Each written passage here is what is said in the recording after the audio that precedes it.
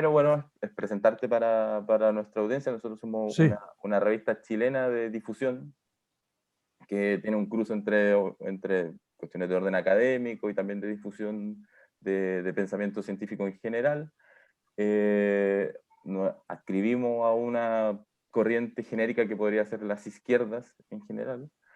Y desde ahí hemos tratado de abordar distintas problemáticas que se dan en Chile y también a nivel internacional. Y nos interesa mucho conectar con intelectuales a nivel mundial que están debatiendo estas temáticas y que a nosotros nos hacen mucho sentido. Y desde tu figura, como filósofo, profesor titular de la Universidad Complutense de Madrid, tu tradición y la forma en que ha abordado una serie de problemáticas nos ha llamado permanentemente la atención, tanto a mí como a José Miguel, Fabián y otros miembros del equipo, en el fondo.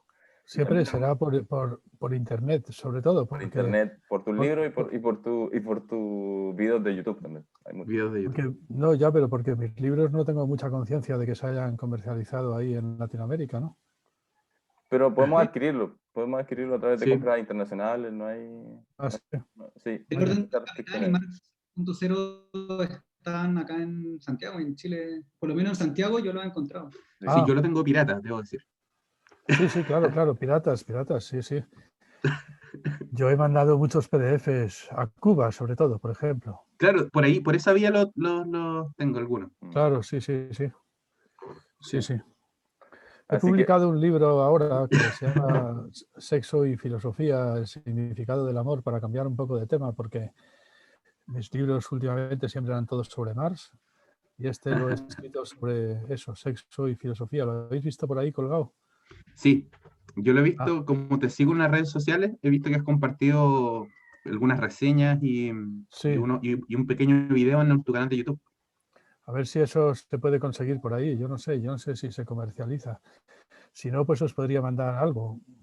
No sé, es súper, que también a la editorial tampoco le gustará que os mande el PDF, pues, pero bueno, podría intentar hacer lo que pudiera.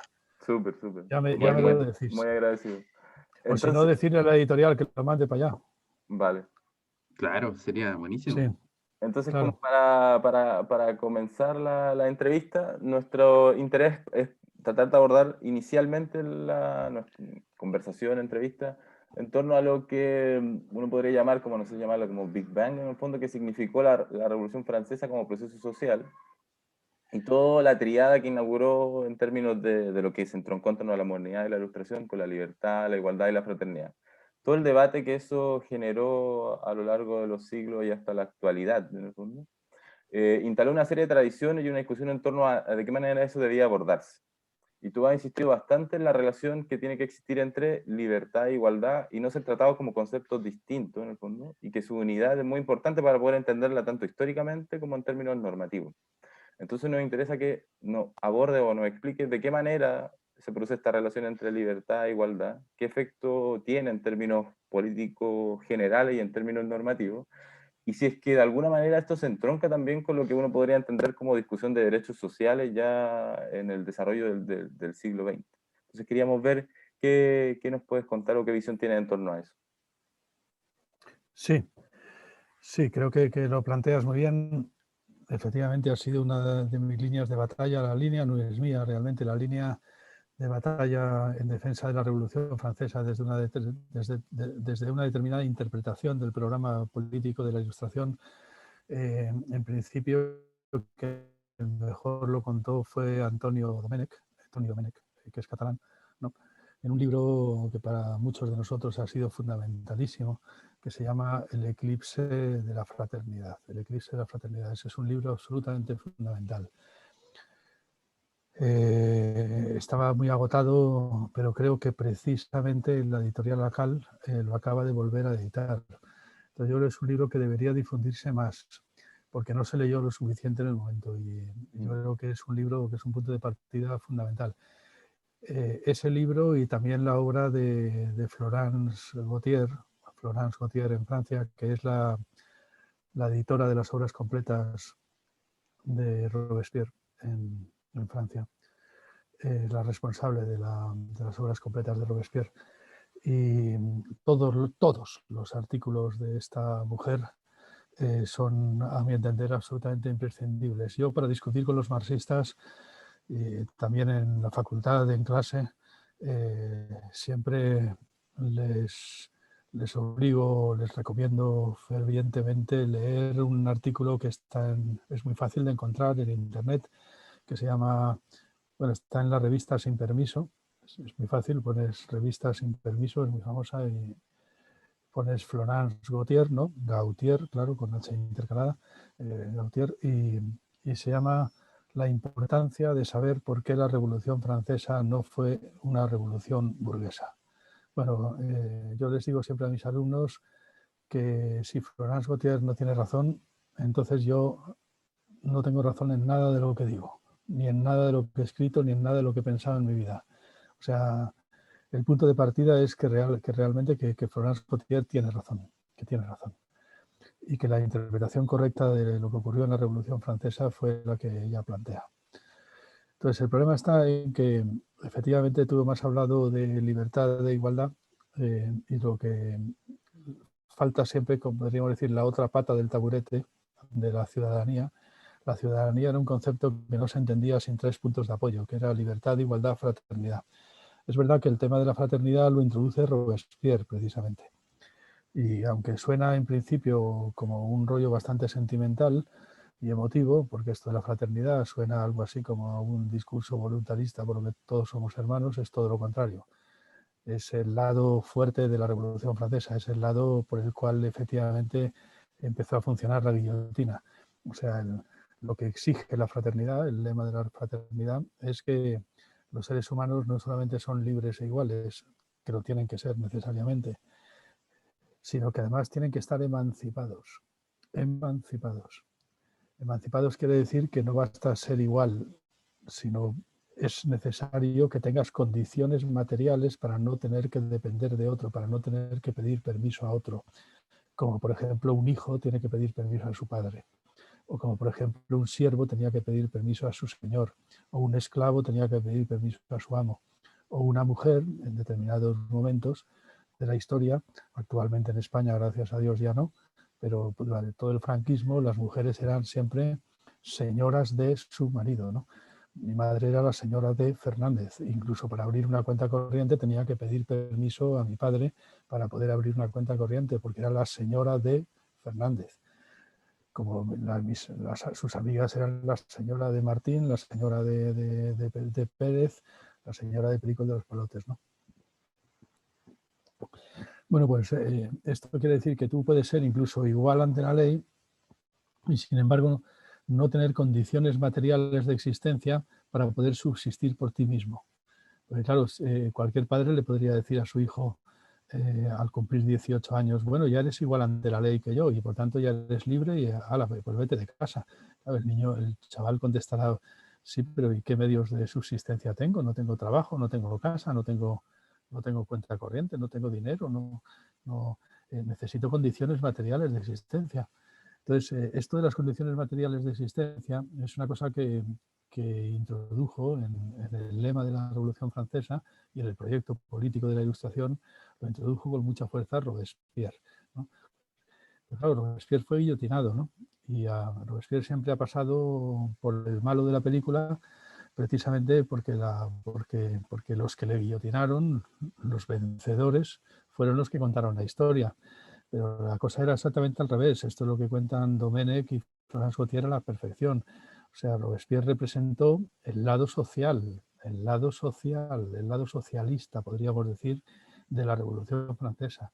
El lado de libertad e igualdad escritos en un papel son sencillamente un papel mojado si no tenemos en cuenta las condiciones materiales de existencia, si no tenemos en cuenta que tenemos un cuerpo y unas necesidades y que esas necesidades tienen que estar cubiertas para poder decir que la libertad es libertad para algo. Porque tú puedes ser, claro, es muy fácil decir esto de todos somos libres. Sí, somos, pero unos son libres para hacer cosas porque pueden hacerlas y otros son libres para nada porque no pueden hacer nada, porque no tienen medios para hacer nada. Entonces, una libertad que es una libertad para nada, pues claro, es una palabra vacía escrita en un papel, ¿no? Entonces, para que la libertad sea libertad para algo, tiene que estar respaldada por condiciones materiales muy bien planteadas, muy bien administradas. Y bueno, pues esto es el programa político socialista, el lado socialista de la Revolución Francesa, que de alguna forma ha quedado plasmado, pero siempre con la boca chica, en todos nuestros ordenamientos constitucionales. No sé cómo será el ordenamiento constitucional chileno, pero el título 1.1, el título 1.1 de la Constitución española, lo que dice es: España se constituye como un Estado social, social, democrático y de derecho. Vale, social, democrático y de derecho. Pero la primera palabra que sale ahí es social. Y eso implica que efectivamente España era un país que tenía que tomar en serio las condiciones materiales de existencia de su población. Y no en vano el hecho de que salgan en primer lugar y en el título primero tiene que ver con que la transición la negociaron también con una oposición antifranquista en la que tenía un enorme poder la clase obrera, tenía un enorme poder el pueblo, tenía un enorme poder el socialismo y sobre todo el Partido Comunista, que en ese momento tenía un poder inmenso en España, porque toda la oposición la había llevado el Partido Comunista. Fue una concesión el hecho de que España no quedara como un país sencillamente democrático y de derecho, sino que quedara también plasmado como un Estado con un compromiso social, en que siempre los derechos de la sociedad iban a estar por derechos de la propiedad privada e individual. Eso es lo fundamental. Y hay muchos artículos constitucionales que defienden que la propiedad privada siempre está supeditada al interés general de la sociedad. Así quedó la Constitución española, que no está mal hecha, no está mal hecha. Lo único que pasa es que naturalmente ha sido eclipsada de mil maneras a lo largo desde el primer momento. Pero la verdad, si os digo, perdonadme que me estoy enrollando mucho y a lo mejor que tendríamos que plantear otras cosas, pero la verdad es que los mayores defensores de la Constitución española han provenido precisamente del ala más izquierda, más de izquierdas. El mayor defensor de la Constitución española durante todos los años 80, que fueron los años de la reconversión industrial española, cuando desmantelaron con un programa neoliberal bestial todo el tejido industrial español, y esto fue obra del programa de Reagan, Thatcher y en España Felipe González, que fue todavía peor que Reagan y Thatcher. O sea, fue un verdadero criminal, un verdadero canalla, Felipe González, desde el punto de vista de sus medidas económicas. Esto lo desmantelaron por completo, desmantelaron todo el tejido industrial y mientras tanto, quien defendía la Constitución española y quien defendía los derechos sociales ante todo era pues, Julio Anguita, que en paz descanse, que se murió este año y todos lo hemos llorado mucho. Ha sido el único político verdaderamente honrado que hemos tenido en este país. Bueno, quizás también Adolfo Suárez en el otro lado, pero Adolfo Suárez creo que tampoco ni robó ni mintió, lo cual le honra. Era un hombre valiente que ni mentía ni robaba. Y lo mismo se puede decir desde luego de Julio Anguita. Y sobre todo Julio Anguita es que lo que hizo fue sencillamente decir que él como comunista que era, porque él era el secretario general del Partido Comunista, que él como comunista que era se conformaba con que se cumpliera la Constitución española. La enseñaba siempre, decía: yo me conformo con que se cumpla la Constitución española, pero que se cumpla de verdad. Es decir, que esto de que España es un país social, democrático y de derecho, un Estado social, democrático y de derecho, esto se cumpla de verdad. Y por tanto, que insistamos en los derechos sociales conquistados por la clase obrera, que los blindemos, que blindemos el derecho laboral, que blindemos las instituciones que la clase obrera ha conseguido consolidar en el aparato de Estado, y no solamente las blindemos y las protejamos, sino que las defendamos y las potenciemos. Y pues se hizo todo lo contrario, por supuesto. Lo que se hizo fue ir desmantelándolas y desmantelándolas. Ahora mismo ya no quedan más que jirones del derecho laboral. Ya no queda prácticamente ni el derecho de huelga en pie. O sea, ahora mismo acaban de hacer una huelga con un 95% de servicios mínimos. O sea, es un 95% de servicios mínimos. Pero qué huelga es esa, ¿no? O sea, y así todo, ¿no? Pero bueno, o sea, los derechos, el despido libre, hacía mucho tiempo que se implantó. No, hemos ido perdiendo y perdiendo y perdiendo. Todo lo social, el Estado se dirá que seguirá siendo democrático, bueno, sí, y seguirá siendo de derecho, bueno, sí, en la medida en que hay división de poderes todavía, que es bastante discutible también, ¿no? Pero social, hace ya mucho tiempo que dejó de ser un Estado social esto que estamos viviendo en este país, ¿no? Y esto hay que decir que esto del Estado social, democrático y de derecho tampoco es una ocurrencia solamente de Julio Anguita y algunos comunistas a nivel internacional. En realidad en esto estaban de acuerdo. Esto es una cosa que insisto mucho en mis clases, sobre todo, y también en algunos libros.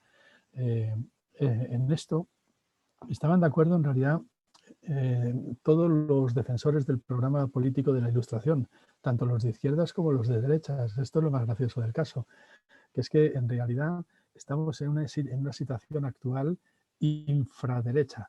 O sea, estamos por debajo de la derecha. No sé si ya en la ultraderecha o qué, pero realmente hay que decir que en la época del pensamiento ilustrado había efectivamente personas como Kant, que eran de derechas, y personas como Robespierre, que eran de izquierdas.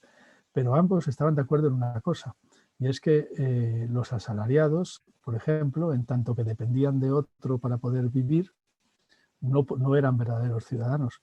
Y de ahí sacaban conclusiones distintas. Por ejemplo, pues Robespierre lo que decía es, bueno, pues si la mayor parte de la población asalariada no es ciudadana, pues habrá que conseguir que lo sea. Y por tanto habrá que hacer una reforma agraria, habrá que hacer una reforma de la propiedad, habrá que hacer una distribución de los medios de producción para conseguir el sufragio universal. Y es que todos puedan votar en tanto que ciudadanos, porque todos tienen condiciones materiales para subsistir sin tener que pedir permiso a un conde, a un marqués, a un marido, a un amo, en fin, a un señor, ¿no? Esto era el programa político de Robespierre, claro, y por eso le guillotinaron a tiempo, claro, ¿no? El de Kant no, el de Kant y el de otros pensadores de derechas era el sufragio censitario. Era algo así como, puesto que las personas que dependen de otro para existir no son dueñas de sí mismas, no pueden votar. Entonces Kant le niega el derecho al voto, se lo niega a los asalariados, exactamente igual que se lo niega a la mujer, porque dice que la mujer siempre va a depender de su marido y por tanto, si concedes el voto a la mujer, en realidad estás concediendo 2 votos a los hombres casados y un solo voto a los hombres solteros. Pues esto es una cosa muy injusta, porque la mujer siempre va a votar lo que quiera su marido, y no porque se lo ordene, aunque el voto sea secreto, sino porque como depende de él para existir, siempre querrá que al marido le vaya lo mejor posible, ¿verdad? ¿No? Esto es lo que plantea Kant. Entonces, de mismo modo se puede razonar, los asalariados siempre van a votar lo que convenga a su patrón. Y no porque el patrón les ordene votar al PP o votar al PSOE o votar a la izquierda o votar a la derecha, sino porque en realidad, como depende de la vida o muerte de su empresa, si a la empresa le va mal, ellos se quedan en paro, con lo cual siempre van a votar lo que convenga a su empresa. Es decir, entonces Kant esto lo tiene clarísimo. Esas personas no pueden votar porque introducen una distorsión, porque no votan por sí mismas, votan por la voluntad de otro, porque dependen de otro, ¿no? Es decir, que en realidad, si os dais cuenta, esto es lo que siempre planteo, esto lo plantean Gautier y Domenech perfectamente también, lo que siempre planteo es, si os dais cuenta, tanto la ilustración de derechas como la ilustración de izquierdas están de acuerdo en negar a los asalariados el derecho al voto. Lo que pasa es que la izquierda lo que quiere es que deje de haber asalariados para que todo el mundo tenga derecho al voto, y la derecha lo que dice es que solamente voten los propietarios y los que tengan medios para subsistir por sí mismos, ¿no? Entonces, están de acuerdo en eso. Pero nadie en el programa ilustrado está de acuerdo con lo que tenemos actualmente, que es con una población completamente precarizada que vota siempre en función de los intereses de otros, que son los mercados, eso que se llaman los mercados, eso que se llaman los bancos, la voluntad de la economía, ¿no? Que votan siempre a favor de la voluntad de la economía y que sin embargo los consideramos ciudadanos. Los consideramos ciudadanos mayores de edad, hechos y derechos, ¿verdad? Bueno, pues de eso no estaría de acuerdo ni una persona de derechas como Kant, ni una persona de izquierdas como Robespierre. La Ilustración no está de acuerdo con esto. Eso la Ilustración lo consideraría una ficción napoleónica y una inmensa estafa por la cual la democracia está funcionando sin la base para que pueda realmente funcionar, que es una ciudadanía con 3 apoyos en la libertad, la igualdad y la fraternidad. Ese es el asunto. Y claro, entonces ya termino esta pregunta que me habéis hecho, ¿no? ¿Eso qué quiere decir? Pues que tenemos que tener mucho cuidado cuando planteamos, como decía Gautier, que la Revolución Francesa fue una revolución que dio el triunfo a la burguesía. No es así. La burguesía acabó con la Revolución Francesa, la machacó, derrotó al programa de la Ilustración. Eso que dicen algunas filosofías, de que la Ilustración es la filosofía de la burguesía, es tan absolutamente falso como que es contarlo todo al revés. La burguesía fue la clase política que arruinó el programa político de la Ilustración, lo sepultó. Lo mismo que se podría decir, Francia no fue el país que hizo la Revolución Francesa, Francia fue el país que derrotó a la Revolución Francesa. Lo siento mucho por los franceses, pero no deberían de estar tan orgullosos.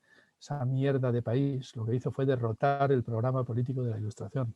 También es verdad que lo iniciaron, y eso es un gran mérito por su parte, y la marsellesa es un canto muy bonito, pero Francia, ante todo, fue el país que logró derrotar, arruinar el programa político de la Ilustración en el momento en que guillotinan a Robespierre y acaban eclipsando lo fundamental, que son las condiciones materiales del programa político en cuestión, que es el asunto de la fraternidad. Ser fraterno es no ser hijo, no depender de otro. Eso es el concepto de independencia civil en Kant. Ser fraterno no es que nos vamos a dar muchos besos los unos a los otros porque nos queremos mucho.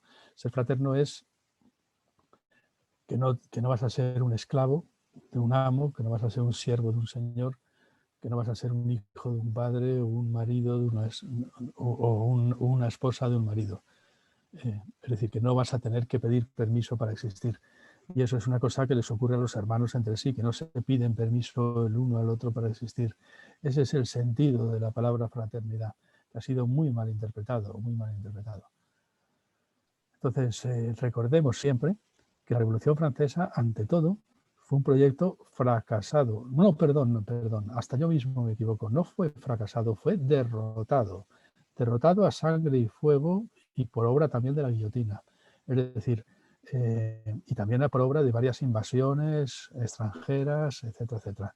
O sea, el programa político de la Ilustración fue derrotado. Y entonces, claro, pretender que los restos de ese programa político es la Ilustración triunfante y que el protagonismo es la burguesía, pues es como una especie de broma de mal gusto. No, el programa político de la Ilustración tenía un componente inevitablemente socialista. Y no solamente para los pensadores de izquierda, sino también para los de derechas. Inevitablemente socialista. Y el socialismo fue lo que fue extirpado del programa político en cuestión. Pero bueno, esto lo hemos contado ya por distintos sitios, tampoco sonará nada nuevo, ¿no? Pero bueno, yo, como habéis preguntado, pues os lo cuento otra vez. Y seguimos hablando como queráis, por donde queráis ir. Sí, una de las líneas que tocaste y que es súper relevante, yo creo, para la actualidad, es la relación entre ciudadanía y capitalismo, o la sociedad de mercado, como se le quiera denominar. Tradicionalmente, en los debates, por lo menos en Chile, una de las discursos hegemónicos muy importantes es precisamente esta idea que, por un lado, la ciudadanía y por otro lado, el mercado van de la mano, ¿no? Son parte de este proyecto de la modernidad en el cual el mercado logra destruir todos aquellos lazos de dependencia anteriores y permite de que los individuos puedan intercambiar libremente en el mercado, ¿cierto? Y hace de base material para una república política. Y esa visión ha estado muy clara, es un cemento ideológico muy fuerte en los debates, incluso hasta el día de hoy. Entonces me gustaría quizás si pudiera aclarar un poco más ese punto. Mucho de lo que comentaste anteriormente ya está, ¿cierto? Pero un relato alternativo que tú lo has escrito, ¿no? Esa tensa relación entre capitalismo y ciudadanía, si pudiera profundizar en esa Sí, por supuesto. Sí, lo he tratado en todos mis libros últimamente, vamos. Sí. es una tensa, es una contradicción con una enorme tensión interna, pero que al mismo tiempo permite, precisamente por un cierto isomorfismo fatal, permite al capitalismo y a la sociedad de mercado vestirse todos los días con los ropajes de la Ilustración, disfrazarse todo el tiempo. El mercado se disfraza de derecho, ¿no? Podríamos decir, y el proletario se disfraza de ciudadano. Y esto pues es una enorme contradicción, no hay nada más contradictorio, no hay nada más opuesto a un ciudadano que un proletario. Y sin embargo, por un cierto isomorfismo fatal, del que se aprovechó muy bien la burguesía, pues muchas veces pasan por ser lo mismo, ¿no? Constantemente pasan por ser lo mismo. Hombre, un proletario es todo lo contrario que un ciudadano. Si hemos definido al ciudadano como una persona libre, igual e independiente civilmente, que no tiene que pedir permiso a otro para existir, pues un proletario es todo lo contrario. Un proletario es una persona que está constantemente vendida a vida o muerte a eso que llamamos el mercado laboral, donde se le va a hacer trabajar en lo que sea, como sea, al ritmo que sea, sin preguntarle su opinión. Es decir, es verdad que hemos cambiado de señores. Nuestros señores ya no son los señores feudales, pero vivimos en una nueva Edad Media, pero una nueva Edad Media infinitamente más medieval que la Edad Media genuina, ¿no? O sea, en el sentido de que nunca jamás en la Edad Media creo que los campesinos pasaran tanto miedo todas las mañanas como pasa la población actual consultando la prima de riesgo de la economía en los periódicos, si han bajado, si ha subido, si está por las nubes, si vamos a tener que subir o bajar los tipos de interés, que cómo va nuestra deuda, que cuánto debemos. Es decir, vivimos esclavizados en este momento, vivimos siervos de unos nuevos señores que ni siquiera tienen cara, que podrían ser, pues bueno, las grandes corporaciones económicas, sin duda alguna, las grandes corporaciones de accionistas y sobre todo de empresas del capital financiero. Y bueno, en cualquier caso, pues eso que eufemísticamente se llama en los periódicos todos los días los mercados. Los mercados están como una verdadera cabra, están locos de remate, nunca se sabe cómo van a reaccionar, ningún economista puede decir qué va a pasar con la crisis económica, si va a durar poco, si va a durar mucho. Es algo así como si viviéramos en una Edad Media en la que no podemos saber cuál va a ser el estado de humor del señor feudal. No sabemos si se va a volver loco por 5 años o de pronto va a coger una rabieta y va a matar de hambre a su población durante una crisis económica porque sencillamente está de mal humor. Bueno, esto que los reyes, pues podían ser bastante los reyes, los condes, los marqueses, los señores, podían estar bastante locos, pero no tan locos como unos mercados financieros que cambian de opinión en micras de segundo, varias veces por segundo, varios millares de veces por segundo, cambian de opinión constantemente en la bolsa, hundiendo países, levantándolos, matando de hambre a la población o dándoles un respiro.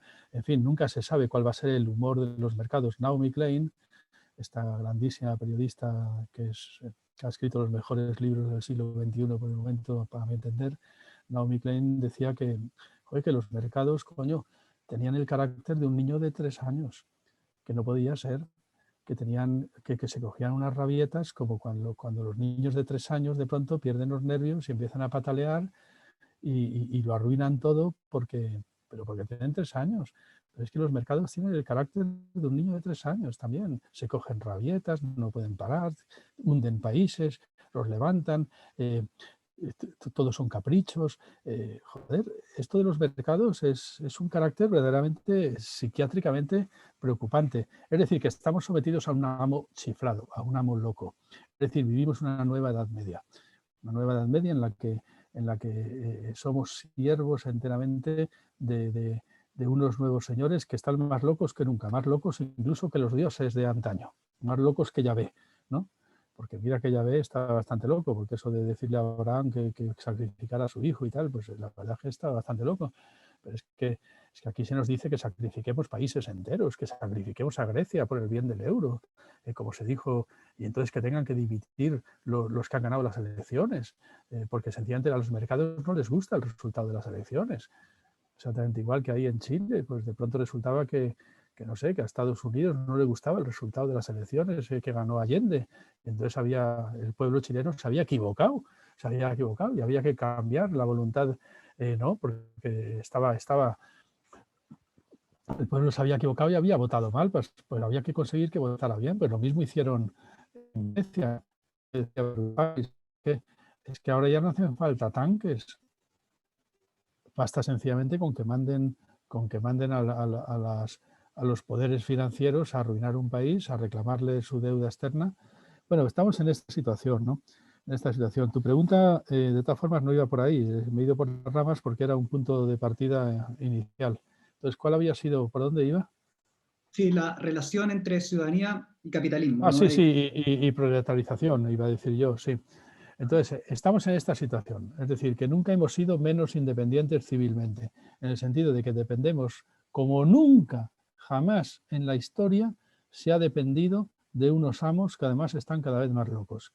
Esto es la proletarización a ultranza, al extremo, llevada al extremo, la proletarización completa.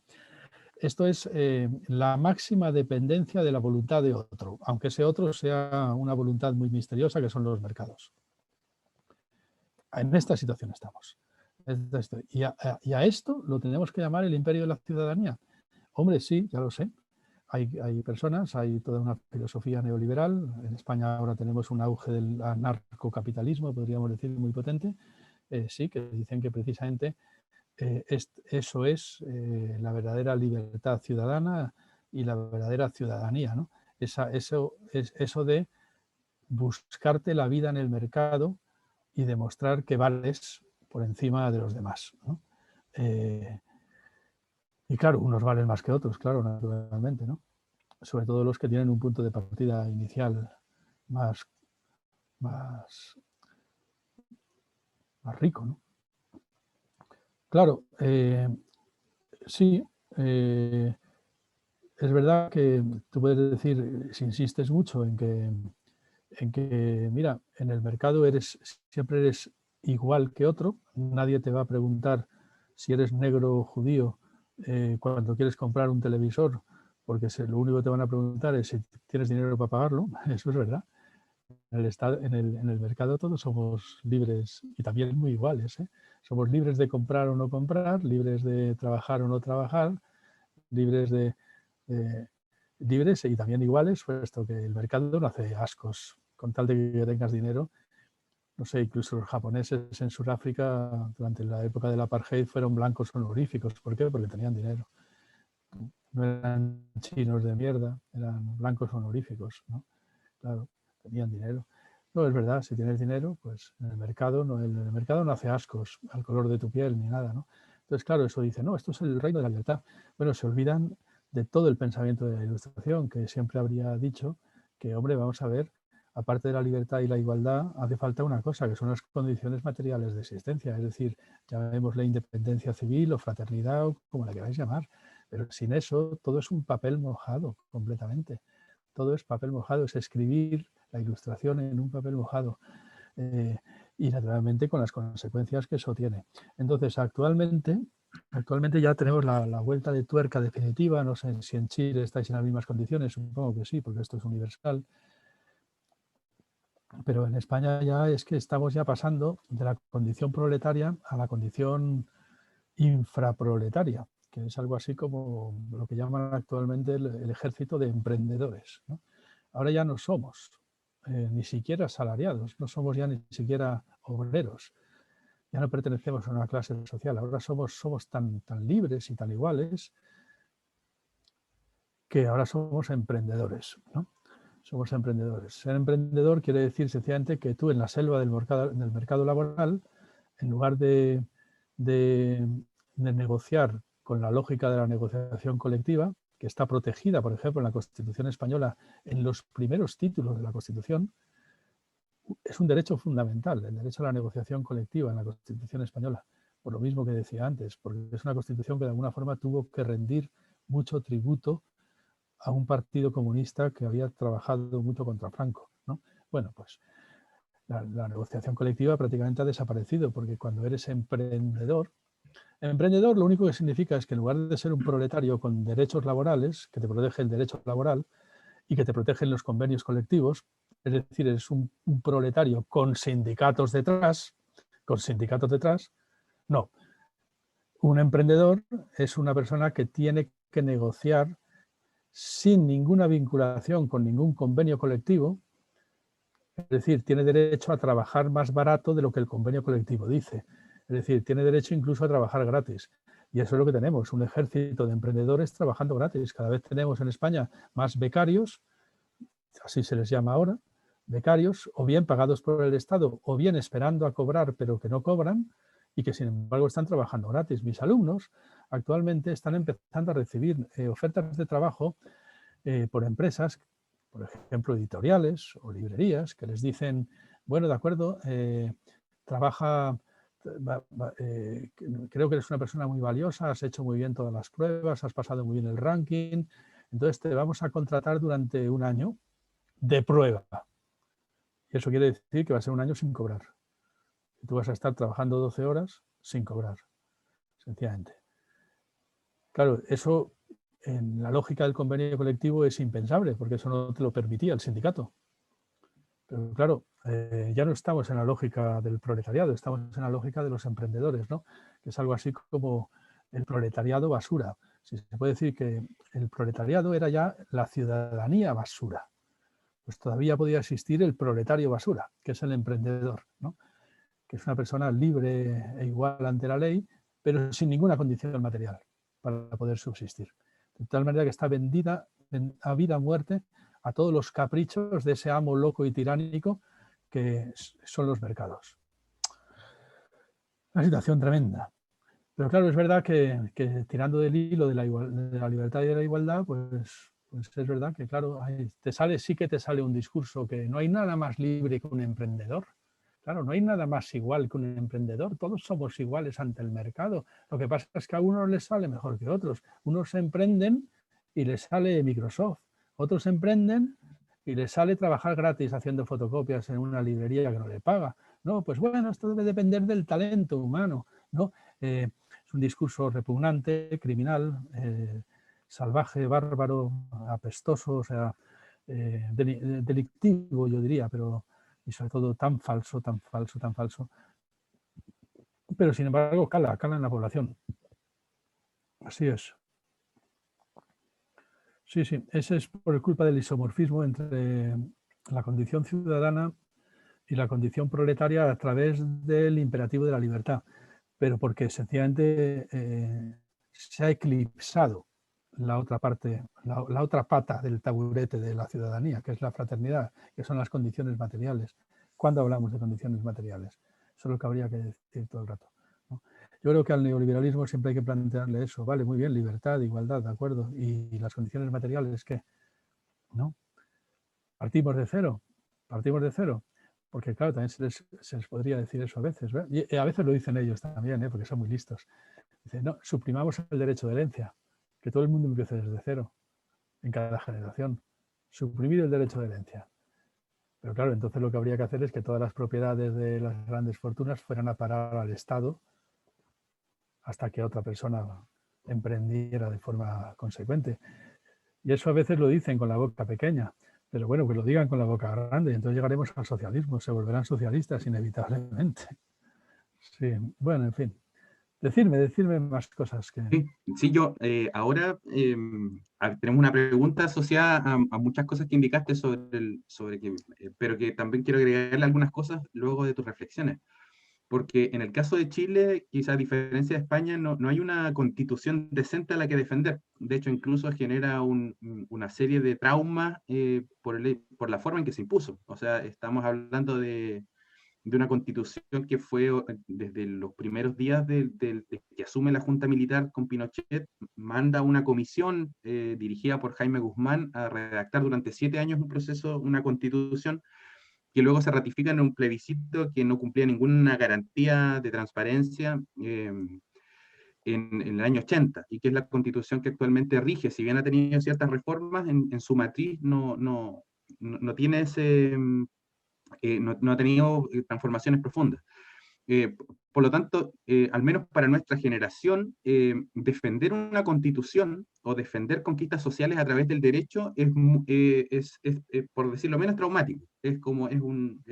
Por lo tanto, se genera mucho escepticismo. Tratamos de ponernos en el lugar de lo que pasaba con la constitución anterior, la del 25, donde efectivamente ese marco constitucional permitió una progresión en los avances sociales y en las conquistas de derechos. Por lo tanto, se podía luchar desde el derecho, por llamarlo en un determinado sentido. Entonces, acá estamos enfrentando una situación que el estallido social de octubre, al poco andar, pudo totalizar la crítica o la crítica al todo en una demanda de asamblea constituyente. Que fue algo, al menos en términos comparados, novedoso, porque, y aquí yo incorporo una primera pregunta. Quizás, ¿por qué no, por ejemplo, en el 15M español no derivó, por ejemplo, en un proceso de una asamblea constituyente? O en el ánimo social de poder reconfigurar el marco jurídico desde los cimientos. ¿Y qué hubiera pasado si es que se hubiera encauzado, por ejemplo, ese movimiento de esa manera?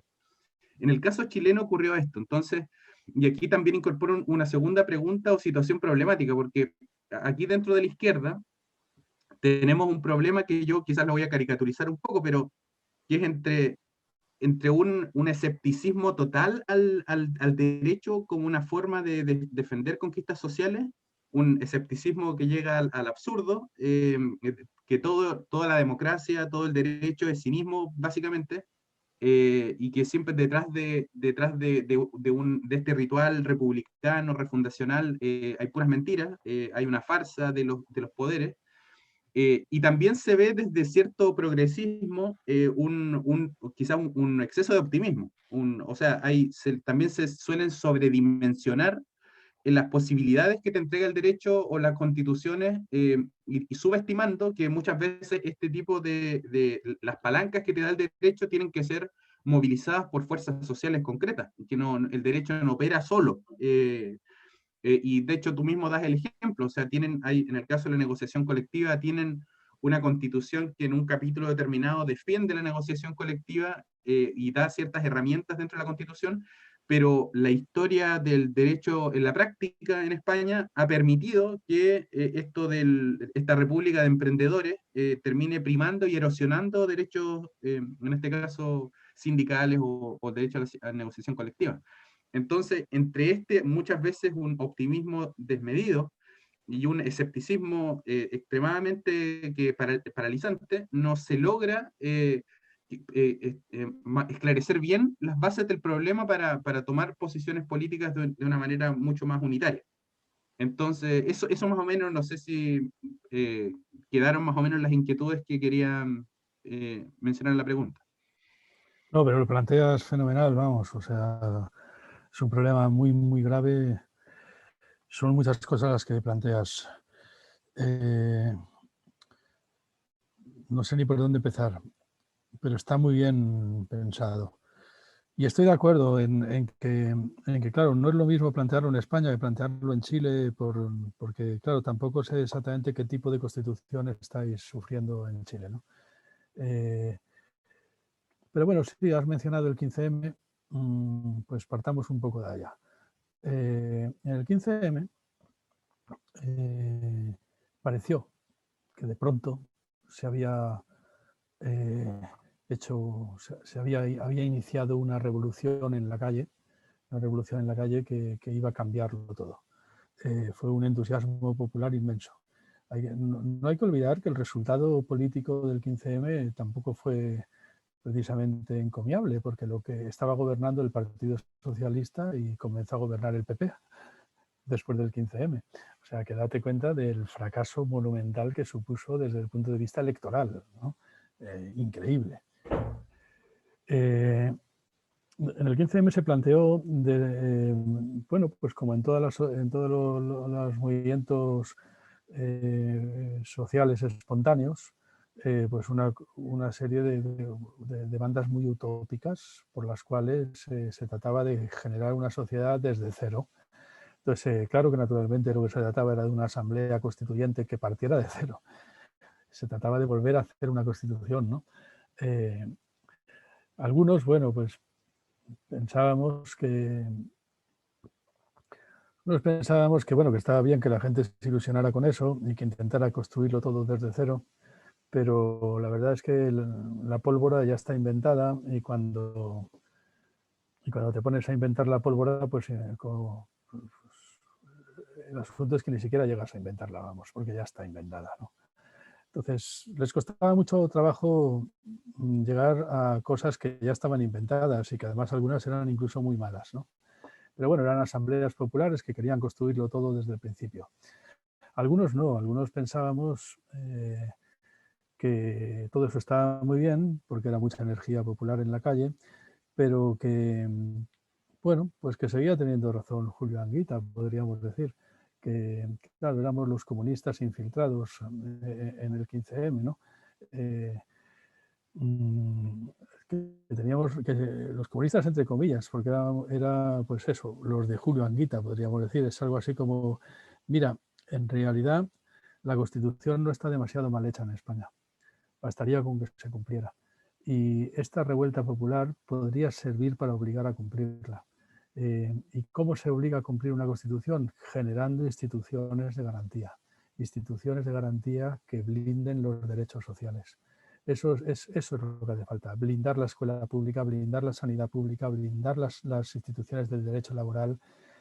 En ese momento había centenares de miles de abogados de oficio prácticamente sin cobrar, sin poder trabajar. Bueno, pues blindar el abogado de oficio, porque no, los tribunales de justicia no pueden funcionar más que para la gente rica si no hay abogados de oficio competentes que se ocupen de defender a la gente pobre. Pero para eso tienen que estar bien pagados, tienen que estar bien tratados. Entonces hacía falta una marea blanca que defendiera la sanidad, una marea verde que defendiera la escuela, una marea negra que defendiera a los abogados de oficio. Mareas sociales que lo que tenían que hacer era blindar instituciones de garantía para defender derechos sociales. Eso era la manera de construir. Y esto, de alguna forma, algunos lo entendieron. Y hay que tener en cuenta que lo bueno que tienen los ordenamientos constitucionales, incluso los que son malos, como tú me estás diciendo, que es el chileno, lo bueno que tiene es que se pueden reformar, porque ninguna ley es una ley sin el jus reformandi. Es decir, toda ley tiene que poder, para poder ser ley, toda ley tiene que poder ser reformada legalmente. Entonces, si hay vías legales para reformar la ley, bueno, pues entonces un movimiento social lo que debe de hacer es aprovechar precisamente el derecho a la reforma legal para poder cambiar la Constitución de tal manera que se blinden cada vez más las instituciones de garantía. Esto a mí me parece que es verdad que hace falta mucha fuerza popular, hace falta casi una revolución para conseguirlo, eso es verdad, hace falta una revolución. Pero por lo menos que la revolución no pierda el norte, en el sentido de no se trata de construirlo todo desde cero, porque hay cosas que están muy bien pensadas. La presunción de inocencia, los derechos humanos, no sé, el habeas corpus, el derecho laboral, son grandes conquistas de la clase obrera que están ya institucionalizadas y que lo que hace falta es defenderlas, no echarlas abajo para inventar algo mejor. Por ejemplo, yo, como llevo 40 años ya, 38 años llevo en la docencia, siendo profesor, porque comencé a dar clase con 22 años, a mí me espantaba esas reuniones del 15M en que una asamblea decidía cómo iba a ser la enseñanza a partir de ahora, ¿no? Vamos a ver, la enseñanza ha sido institucionalizada en una cosa muy bien pensada desde los tiempos de la Revolución Francesa, que eso se llama un sistema de instrucción pública, un sistema de instrucción pública estatal, en que los alumnos no puedan, ni los padres puedan elegir profesores, que sean profesores que se han introducido ahí vía oposiciones con tribunales públicos controlados socialmente, etcétera, etcétera, etcétera. Y que tampoco puedan elegir qué compañeros van a tener. Aunque tus padres sean del Opus, tú no vas a vivir en una clase de gente del Opus. Te vas a tener que sentar al lado de un evangelista, al lado de un protestante, al lado de un ateo, al lado de una hippie, al lado de un homosexual, porque eso es la escuela pública, el reino de la diversidad y de la pluralidad. Entonces, a mí me espantaba que una cosa tan bien pensada como la escuela pública, un milagro tan bello como la escuela pública, en que de pronto puedes ver en un recreo jugar al fútbol a chicos y chicas mezclados, siendo algunos negros, otros blancos, otros evangelistas, otros hindúes, pese a otros musulmanes y otros ateos, ¿no? Esa diversidad magnífica que es capaz de generar la escuela pública, de pronto tenía que ser corregida. No sé, habían escuchado una canción de Pink Floyd que decía "Hey teacher, leave the kids alone", ¿verdad? Y no sé, parecía que lo más importante era arremeter contra la autoridad de los profesores y la autoridad del sistema y no sé qué, no sé cuántos. Y entonces, por ejemplo, esto es un ejemplo que estoy poniendo, pero que os sirva como ejemplo, Después de toda una tarde discutiendo, cuando ya se había hecho de noche, por fin la asamblea llegó a un acuerdo, ¿no? A un acuerdo, que era algo así como este. A mí que nadie me diga cómo tengo que educar a mi hija, dijo alguien, que me den el dinero que me corresponde del Estado y yo ya veré qué hago con ese dinero para educarla. Bueno, todo el mundo aplaudió, hizo eso que hacían así, que quiere decir que muchos aplausos. Solamente hubo una persona que hizo así, que no estoy de acuerdo, que fui yo, y me dieron la palabra y dije, pues es que no sé, después de toda una tarde discutiendo, acabáis de inventar el cheque escolar de Esperanza Aguirre, que era la neoliberal fascista del PP, que había inventado precisamente el cheque escolar, que es lo que había dicho es que, mira, el PP respeta tanto la libertad de los padres que lo que va a hacer es darles el dinero a los padres para que lleven a sus hijos a donde quieran y que se lo gasten en educación. Entonces, claro, si tú, por ejemplo, tienes unos padres del Opus o testigos de Jehová, yo qué sé, pues Esperanza Aguirre o el PP en España les da el dinero para que se lo den a los testigos de Jehová para que te eduquen junto con los testigos de Jehová, con amigos de los testigos de Jehová, enseñándote a comer como los testigos de Jehová, las costumbres de los testigos de Jehová, sin ver jamás un profesor o una profesora que no sea testigo de Jehová. Es decir, esa dictadura totalitaria que los padres van a imponer con ese cheque escolar sobre sus hijos. Claro, es verdad que si eres de izquierdas, pues entonces resulta que te caes muy bien a ti mismo, que es lo que pasaba en el 15M. Que entonces lo que dices es, ya, pero yo lo que pasa es que les voy a llevar a una casa ocupa donde mis amigas van a educar a mi hija. Exactamente, según mis criterios. Sí, pero es que yo no me fío tampoco de tus amigas. Y además, sobre todo, ¿sabes cuál es el problema? Que si me fío de tus amigas, me tengo que fiar también de los testigos de Jehová, ¿sabes? Porque exactamente igual que tú tienes derecho a educar a tu hija con tus amigas, los testigos de Jehová tienen derecho a educar a sus hijos con los testigos de Jehová. Entonces me da igual que la cárcel sea de izquierdas o de derechas, es una barbaridad. Y la escuela pública se inventó contra esa barbaridad, contra ese totalitarismo ideológico que obliga a los hijos a depender de sus padres hasta los 18 años y a no poderse librar de ellos más que cuando ya la comedura de tarro ha sido tan grande que ya no tiene remedio. Entonces hay cosas bien inventadas, como por ejemplo la escuela pública. Está bien inventada. No intentes crearla desde cero. Lo que tienes que hacer es defenderla, porque la están machacando. Porque el discurso neoliberal está machacando la escuela pública, está machacando la universidad pública, está machacando la sanidad pública. No se pueden defender todo este tipo de cosas. Y entonces, ya por contaros una anécdota personal, pero que fue muy importante, no por mi persona, pero vamos, una anécdota española, que fue Podemos. Podemos sí que lo entendió. Podemos fue el movimiento que salió del 15M, y precisamente con esta idea, con la idea de, no, vamos a aprovechar esta fuerza popular para defender las instituciones de garantía de los derechos sociales. Vamos a hacerlo. Y a partir de ahora vamos además a jugar el lenguaje del enemigo. ¿Qué sois? ¿Patriotas? pues nosotros vamos a llamar patria a nuestra seguridad social, vamos a llamar patria a nuestra escuela pública, vamos a llamar patria a nuestro derecho laboral, vamos a llamar patria a los que, patriotas a los que no evaden impuestos. Vamos a llamar vigilantes de la patria a los inspectores de Hacienda que os van a meter en la cárcel cada vez que evadáis impuestos. O que metáis vuestro dinero en una cuenta de un paraíso fiscal, etcétera. Estaba muy, muy bien planteado. Y Podemos estuvo a puntito de ganar las elecciones. ¿Qué pasó? Pues pasaron muchísimas cosas que esto ya más largo de contar. Una agresión tremenda por todas partes, no comparable quizás a la que sufrió Allende cuando ganó las elecciones, pero parecida, vamos, una presión, mentiras en la prensa, calumnias, intentos de golpe de Estado mediático, de golpe de Estado judicial, de golpe de Estado. Es verdad que no sacaron los tanques a la calle porque todavía no habíamos ganado, que a lo mejor si hubiéramos ganado las elecciones habrían sacado los tanques a la calle. De todas formas consiguieron que no ganáramos, ¿no?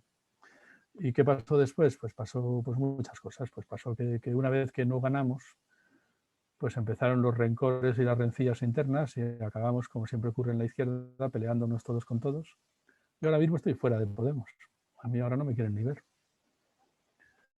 ¿Por qué? Pues porque yo también me peleé. Todos nos peleamos. Era difícil. Pero bueno, Podemos yo creo que inventó la fórmula adecuada. La fórmula adecuada. Es algo así como... No, ni siquiera hace falta una asamblea constituyente. O bueno, hace falta una asamblea constituyente, pero para reformar la Constitución. Y es muy fácil en qué sentido queremos reformarla. Blindar las instituciones de garantía de los derechos sociales. Para que no tengan vuelta atrás, para que no tengan vuelta atrás. Es decir, blindar quiere decir eso, que no dependa de la voluntad de un gobierno el que haya seguridad social. No, es que un gobierno no tiene derecho a dejar sin seguridad social a su población porque está blindada constitucionalmente. De eso se trataba. De eso se trataba. Y estaba muy bien pensado. Y Pablo Iglesias, Monedero, Errejón y yo mismo y Luis Alegre, pues yo creo que al principio íbamos por muy buen camino. Pero claro, nos machacaron bastante. Consiguieron que no ganáramos las elecciones, que estuvimos a punto, ¿eh? Estuvimos a punto del sorpaso al Partido Socialista, por encima muchísimo del PP. Estuvimos a punto de poder gobernar nosotros. Salió mal, pues bueno, pues es que siempre... lo que pasa es que las luchas sociales siempre están plagadas de derrotas, ¿no? Y esa derrota nos hizo mucho daño. Nos hizo muchísimo daño. La gente empezó con el sálvese quien pueda y yo valgo más que tú y las rencillas internas entonces empezaron a convertir eso en una batalla espantosa. Una batalla interna. Lo conoceréis bien porque a la izquierda siempre le ha pasado lo mismo. De los tiempos de la película esa de Jesucristo, de los Monty Python, ¿no? Claro. Sí, ¿Cómo ahí se llamaba esa película? No sé. no me acuerdo tanto. Sí, ¿cómo Pero, se llamaba? pero sí, la historia nos parece conocida en muchos aspectos en el fondo. Y también de Sí. alguna manera hemos podido seguir lo que pasó en Podemos y la deriva en la que está. Y dentro de ello también, en torno a todo lo que hemos discutido y conversado, aparece esto de, no sé cómo llamarle finalmente, pero una suerte como de deriva programática, en donde en la situación actual de las izquierdas a nivel mundial,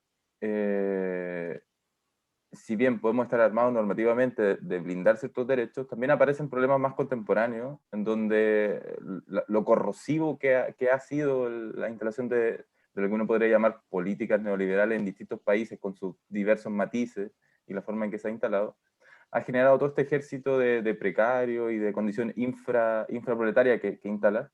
Y desde ahí empezó a emerger con bastante fuerza, y sobre todo en el contexto de la pandemia, que afectó a muchos países, el tema de la renta básica.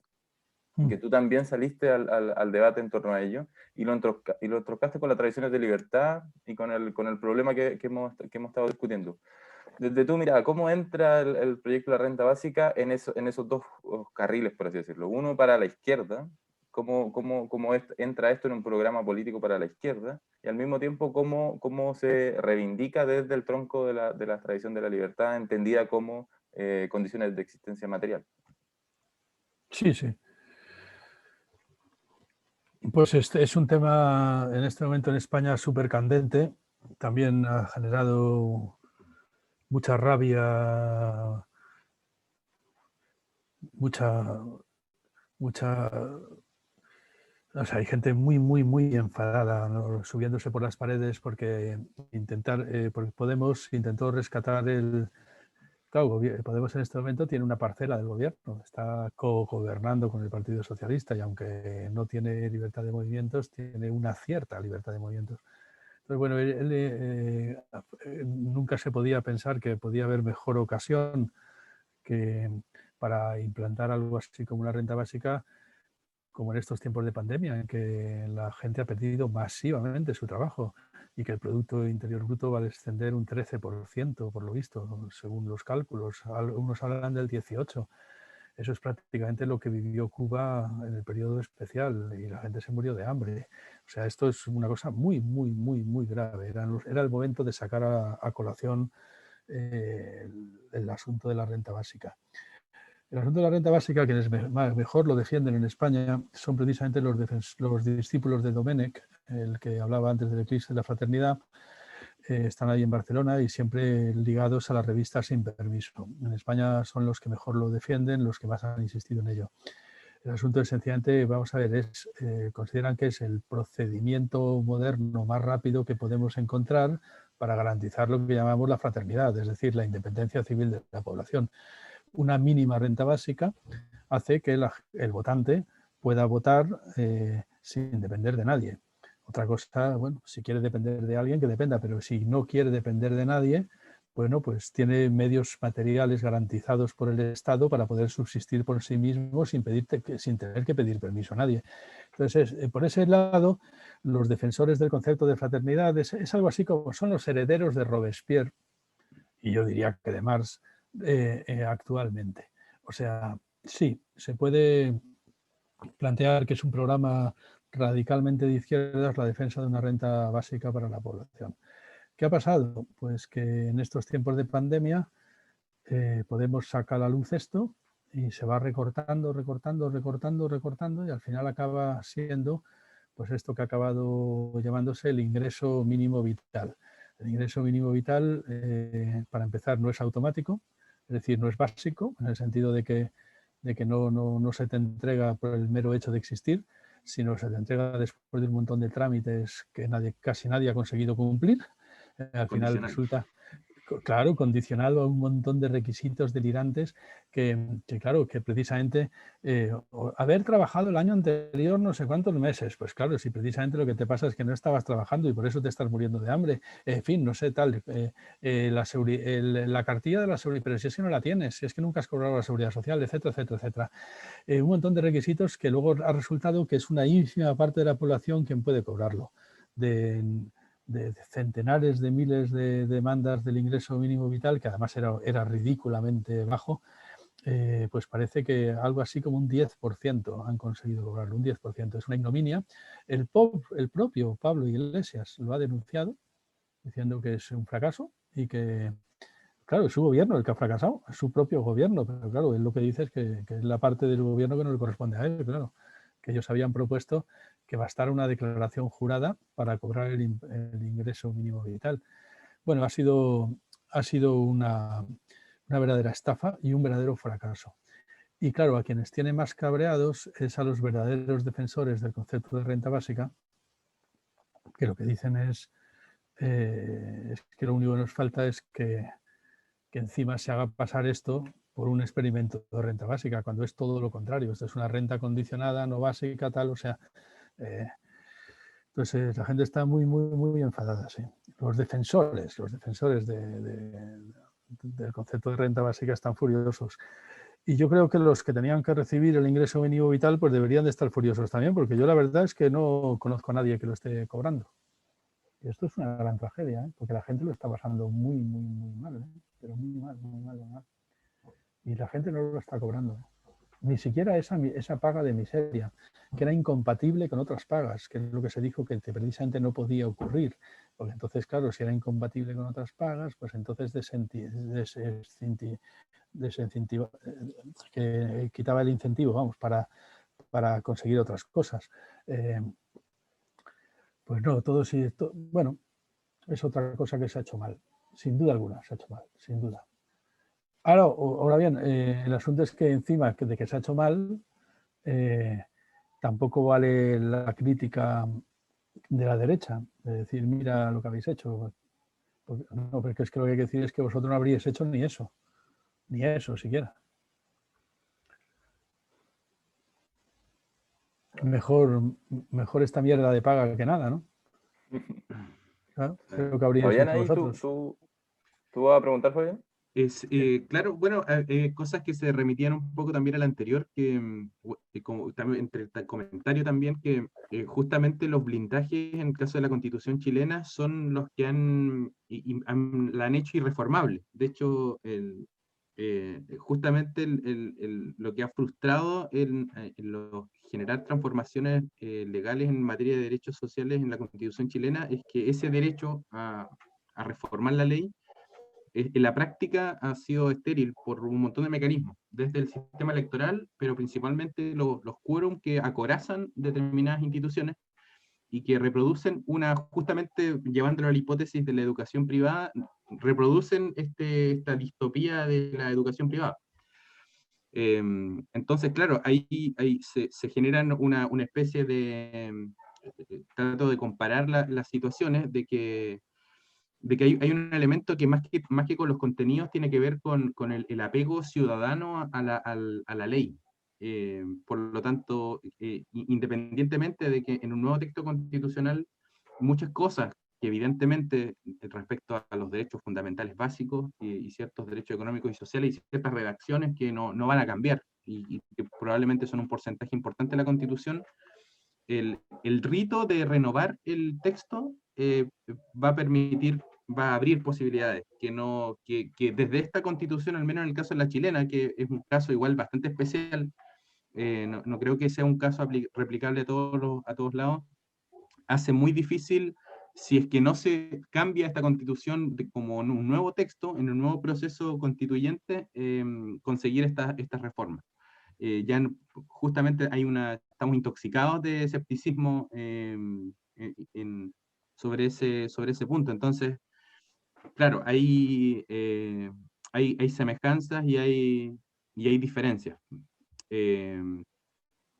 No sé si vale una pregunta, porque el ánimo social del 15M español derivó de alguna medida en Podemos, y ahora esa institución, ese Podemos tiene actualmente dentro de tu distancia vida social, o sea, le queda algo de esa alma, hay vida partidaria, hay posibilidades de que de allí sigan rebrotando, por ejemplo, un ánimo progresivo en términos de avances sociales en la historia, o ya como hay fatalismo en ese aspecto. Como tú decías, luego de esa fragmentación, ¿hay posibilidades de reconstruirse dentro de la misma herramienta? ¿O tú ves que básicamente esto va a ser desbordado de nuevo, eh, por fuera incluso de los partidos o las estructuras que ya han sido institucionalizadas? Sí, planteas un problema gravísimo. Gravísimo.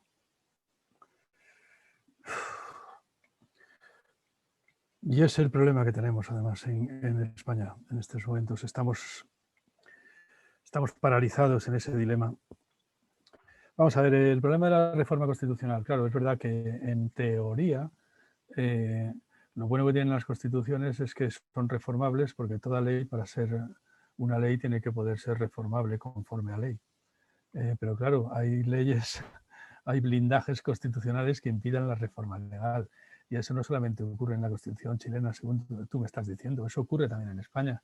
Hay leyes que no hay manera de reformar, pese a que la población lo está pidiendo. Por ejemplo, todo el estatuto de la independencia de determinadas comunidades y tal y cual, pues todo esto resulta muy difícil de reformar, porque la Constitución no lo permite más que por unas vías inalcanzables. Por ejemplo, yo qué sé, yo no es que esté de acuerdo ni en desacuerdo con los independentistas catalanes, pero claro, los independentistas catalanes lo que dicen es: si nosotros tenemos más del 50% en el Parlamento de Cataluña, tenemos derecho a la independencia. Y claro, constitucionalmente no, pues tendrían que tener tendría que tener los 3/4 de la Cámara española, no catalana, para poderse declarar independientes. Entonces, claro, esto es un callejón sin salida. Y por eso ha habido un conflicto judicial y un conflicto institucional entre la Comunidad Autónoma de Barcelona y el resto de España. Y primero también pasó con el País Vasco y no solamente eso, sino que tenemos en este momento blindado en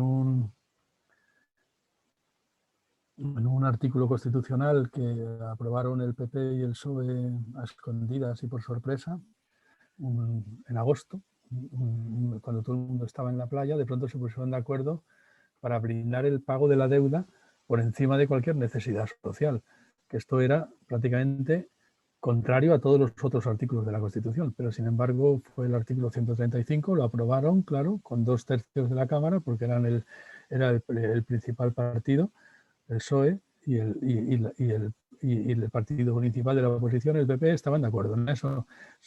Lo hicieron sin demasiadas protestas sociales, porque aprovecharon para hacerlo cuando todo el mundo estaba en la playa.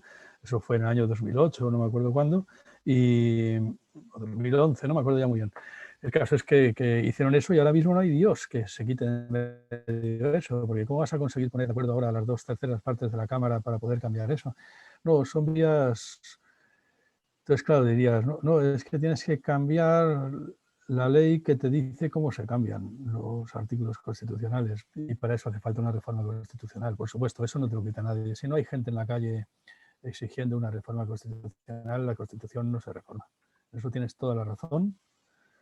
Y si antes he dicho o ha parecido que quería decir lo contrario, pues me he expresado mal, porque tienes toda la razón. Si no hay fuerza popular pidiendo que se reforme la Constitución, o que se cambie, o pidiendo una asamblea constituyente incluso, pero bueno, al final esa asamblea constituyente tampoco tiene que decir... Yo lo que decía es que lo que no me gusta es el rollo de ese de partir de cero. No partes de cero, no partes de cero. Pero por supuesto que al final sí que hace falta una asamblea constituyente para poder reformar la Constitución, porque si no, no se reforma, es que no hay manera, es imposible. Eso pasa también en España. Yo no sé cómo vamos a quitarnos del medio el artículo 135 de la Constitución, por la cual, por ejemplo, los ayuntamientos, según ese artículo, los ayuntamientos que tienen actualmente superávit no se lo pueden gastar, porque todo ese dinero que les sobra tiene que ir al pago de la deuda española.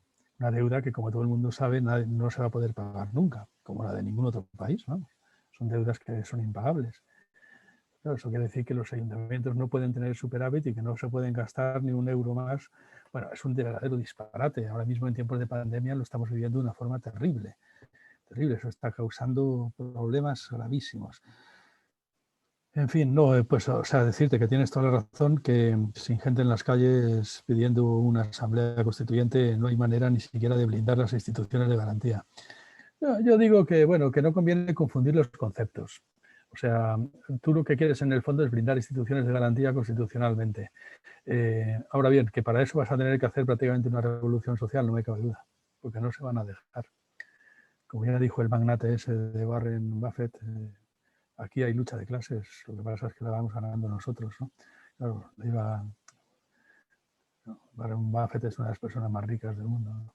Sí, la van ganando por goleada y no tenemos muchas posibilidades. Si no hay mucha fuerza en las calles es imposible. Y lo que me preguntabas sobre qué efecto ha causado Podemos, pues ahí tienes toda la razón. Todavía no se ha hecho un análisis serio de lo que ha pasado, pero es verdad que Podemos surgió, entre otras cosas, porque después del 15M y después de las mareas, la marea verde, la marea blanca, la marea negra, como queríamos que hubieran sido todas las mareas, es decir, los movimientos sociales en defensa de la sanidad pública, de la escuela pública, de la justicia pública, bueno, de la justicia pública por definición, aunque, bueno, y también podríamos haber hecho de la policía pública, porque claro, cada vez hay más guardias privados, y eso es lo que queríamos defender, efectivamente, lo público, lo estatal, ¿no? Pues después de todo ese movimiento, el cansancio era tremendo, porque era algo así como todos los fines de semana salimos a una plaza, nos reunimos, gritamos, chillamos y programamos una manifestación más grande todavía que la anterior. Y en la próxima semana otra manifestación todavía más grande que la anterior. Hay un momento ya en que las manifestaciones ya no pueden ser más grandes porque ya no pueden ser más grandes. La gente se empieza a cansar. Y esas manifestaciones, al final, ¿qué rentabilidad tienen si no se traducen en leyes, si no se traducen en cambios institucionales, si no se traducen ni siquiera en cambios electorales, porque al fin y al cabo los que estamos en la manifestación son los que votamos todos lo mismo y no vamos a convencer ni a nadie que no esté. En fin, pues de ahí surgió Podemos, es decir, no, vamos a rentabilizar esto. Pero ¿qué pasó?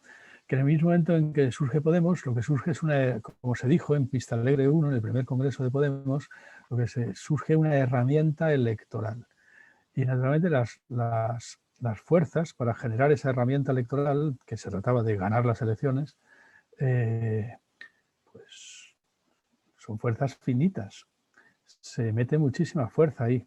Entonces había que toda la fuerza popular de alguna forma se recicla en generar una herramienta electoral. De tal manera que al final hay que optar por algo así como, vamos a ver, o la herramienta electoral y ganamos las elecciones, o las bases, lo que se llamaban los círculos, la vida de los círculos, caótica, disparatada, cada círculo con su propia obsesión y su propia neurosis, la cantidad de infiltrados que había en los círculos que eran incontrolables. En fin, ¿qué hacemos? ¿La herramienta electoral o los círculos? Y algunos pues votamos por la herramienta electoral, porque yo voté por la herramienta electoral y creo que me equivoqué, porque el resultado ha sido nefasto. Porque claro, una herramienta electoral está magnífica si ganas las elecciones, pero si tú sacrificas toda la base social en favor de una herramienta electoral y luego pierdes las elecciones, te quedas sin parlamento.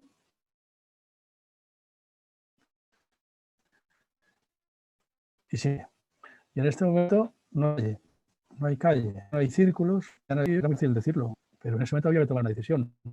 Yo sí que llegué a pensar que no, es que íbamos a ganar elecciones.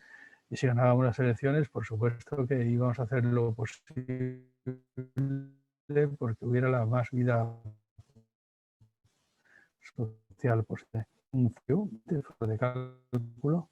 Entonces, al final, ¿qué hemos conseguido? Desmovilizar la calle e ir perdiendo cada vez más cota electoral en el Parlamento. No estamos en una buena situación, estamos en una pésima situación. Ha sido un negocio nefasto. Negocio nefasto. Y encima habiéndonos peleado todos por el camino.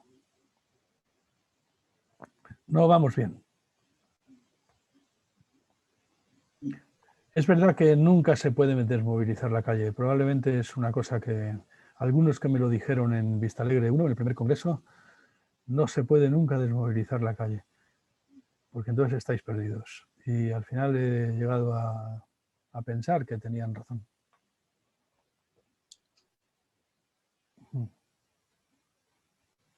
Ahora se ha quedado congelado.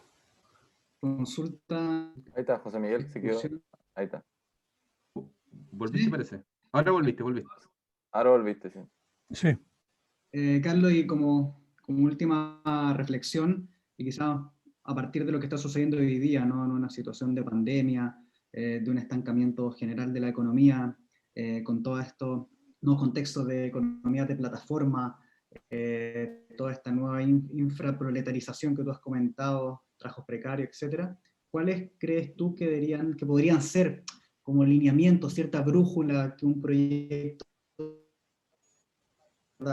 de acción republicana podría tener de ahora en adelante? ¿Qué ellos tiene? ¿Qué espacios estratégicos debería tirar un poco la línea política? Sé que es una pregunta bien amplia, pero justamente para que puedas expandirte a la luz de tu experiencia también, tanto teórica como política. Bueno, es que me pillas en un momento muy malo, ¿sabes? O sea, no estoy en mi momento más optimista.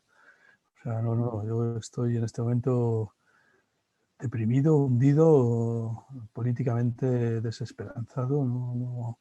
Pero no me hagáis mucho caso, porque eso son cosas que me pasan a mí. Yo soy profesor, toda mi vida y toda mi alegría ha sido dar clase en la enseñanza en la universidad pública, en esa vida increíble de la universidad presencial. Ahora me encuentro dando clases a través de una cámara, igual que con vosotros ahora mismo, pero no con 4 personas, sino con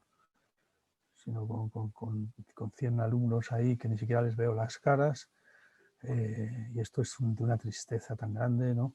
Esto de no poder gozar de la presencialidad, del contacto humano, de ver la universidad vacía.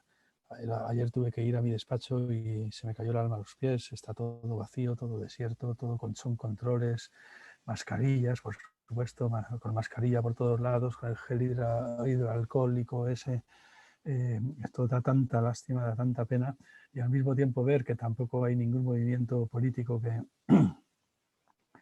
esperanzador que esté sacando algún partido de esto, sino que más bien es la extrema derecha que está acusando de conspiración al gobierno, de algo así como esto lo habéis montado para quitar la libertad a la gente, o algo así. Esto es tan desolador, tan triste, tan desesperanzador, que no estoy en mi mejor momento. Seguramente habrá gente más optimista que pueda ver la luz en algún sitio. Yo en este momento no la veo, la verdad. Lo veo todo.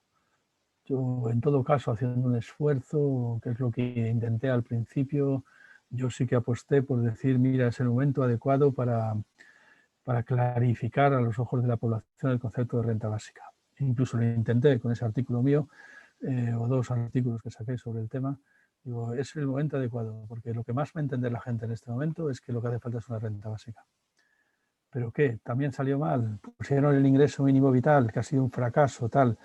Pues es muy desalentador ver que todo lo que se intenta o es derrotado, o fracasa, o no se sabe hacer, o no hay fuerzas, o el enemigo es demasiado poderoso, o realmente sí que hay lucha de clases y la van ganando ellos. Entonces yo en este momento pues estoy bastante bajo de ánimo.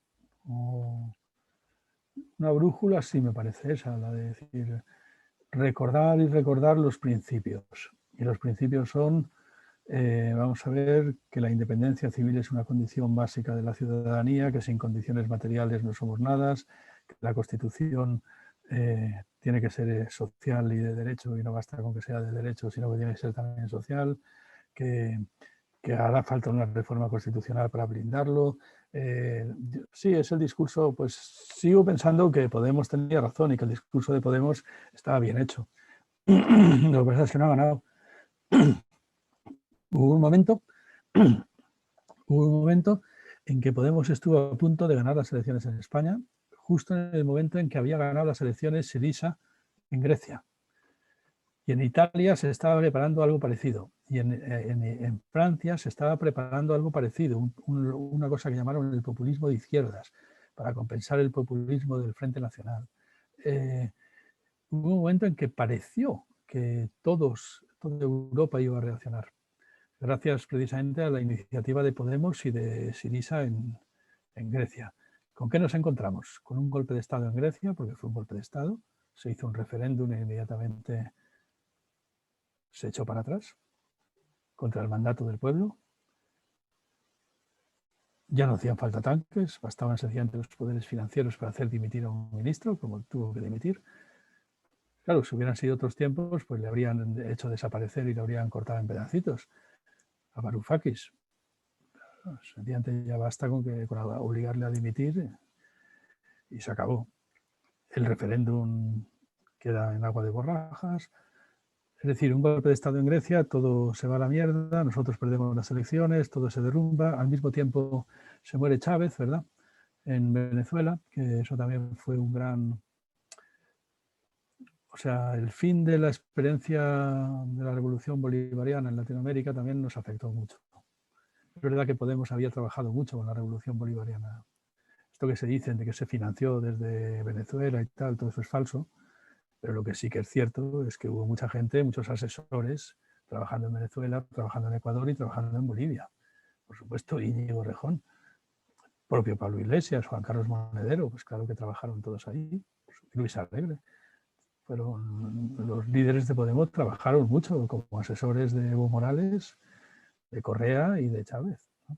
Entonces, el declive de la revolución bolivariana también fue pues un gran jarro de agua fría, ¿no? Una gran esperanza que de pronto se vino abajo. Pero no me hagáis mucho caso a mí, que yo es que estoy muy pesimista, ¿sabéis? Vosotros sois jóvenes, yo tengo 60 años y estoy hasta el puto culo, yo ya no puedo más, o sea, estoy desesperado.